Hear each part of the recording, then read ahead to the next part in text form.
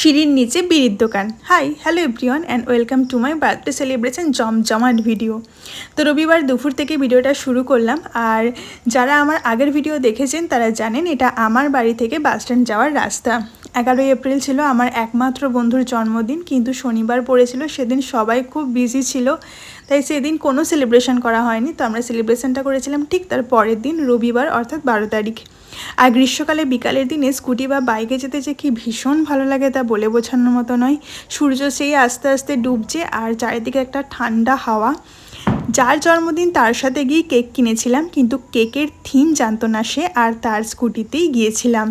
আগে থেকেই প্ল্যানিং ছিল যে এরকম একটা সিগারেট থিমের ওপরে কেক বানাবো, তো সেই মতোই গুগল থেকে কেকের ছবি নিয়ে আমাদের এখানে একজন দাদা আছেন যিনি কাস্টমাইজ কেক বানান, তো সেই দাদার কাছেই বানিয়েছিলাম।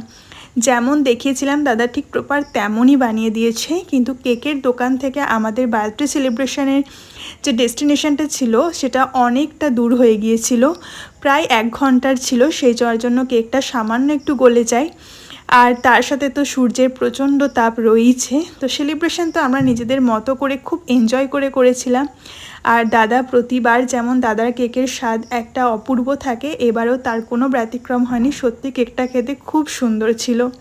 তো সবার শেষে থাকে কিপ্টের বন্ধুর কাছ থেকে ট্রিট পাওয়া। যাই হোক, সেদিন লজ্জার ভয় হচ্ছে কোনো কিপটেমি করেনি। আর আমাদের স্টার্টারে ছিল কাবাবের একটা আইটেম, চিকেন কাবাবের, নামটা ঠিক মনে নেই। আর শেকে ছিল ওরিও শেক। মেন কোর্সে ছিল Kashmiri pulao, mixed rice, chilli fish, chicken tikka masala, soft ড্রিঙ্কসে ছিল ব্লু লেমন। তো দিনটা আমরা প্রচণ্ড এনজয় করেছি। বাই, দেখা হবে নেক্সট ভিডিওতে।